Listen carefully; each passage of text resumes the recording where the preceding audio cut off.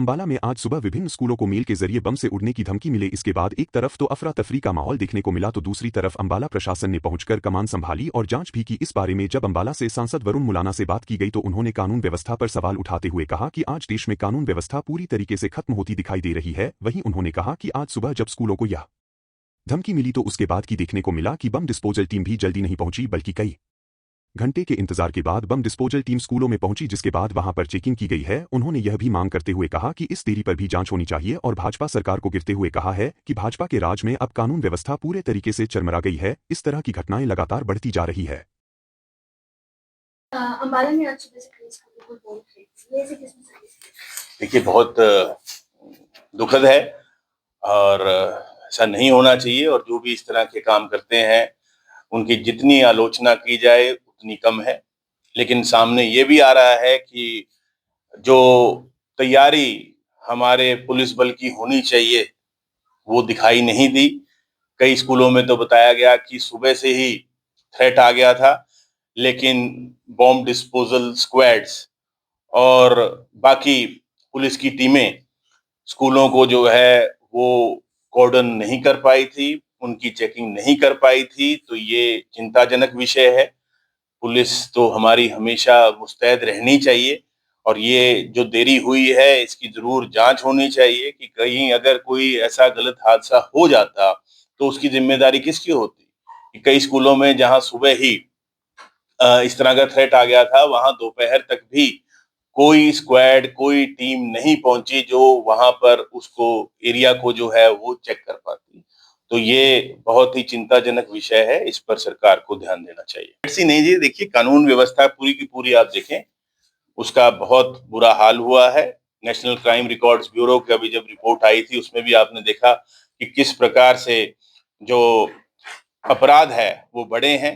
और वो रिफ्लेक्ट होता है जब आप देखते हैं कि जो हमारी औद्योगिक नीतियां हैं जो 5 साल के लिए बनती हैं, पिछले वाली भी फेल हुई, उससे पिछले वाली भी फेल हुई।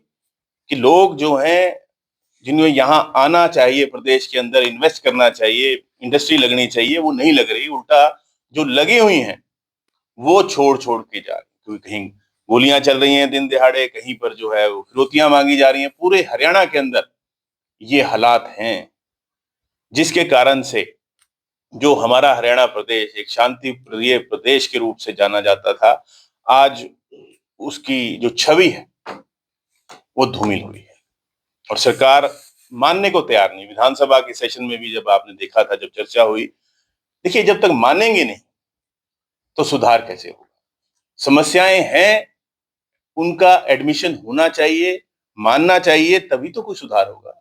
लेकिन ये मैं समझता हूं कि इस भाजपा सरकार की सबसे बड़ी विफलता जो है वो यही है कि ये मानने को तैयार नहीं है कि कोई समस्या है।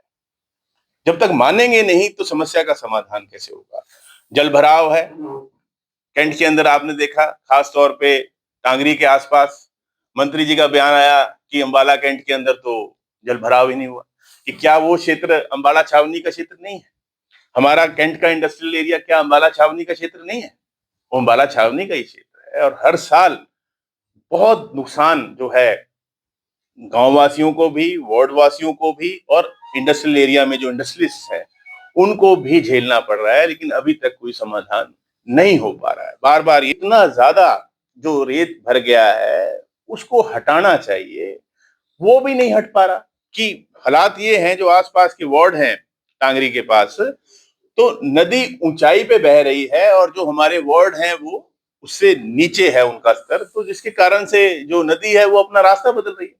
जो हमारे नाले हैं बड़े बड़े, उनमें आप देखिए, चाहे वो केडी हॉस्पिटल के साथ है, उसमें पानी चलता ही नहीं, जबकि उसमें तो रेगुलर पानी चलना चाहिए, वो चल ही नहीं रहा क्योंकि उसकी तरीके से सफाई नहीं हो पा रही। तो ये जो मूलभूत सुविधाएं हैं आज हम उसी की लड़ाई लड़ रहे हैं। अगर वो समय से होती रहे तो इस तरह की समस्याएं नहीं होंगी।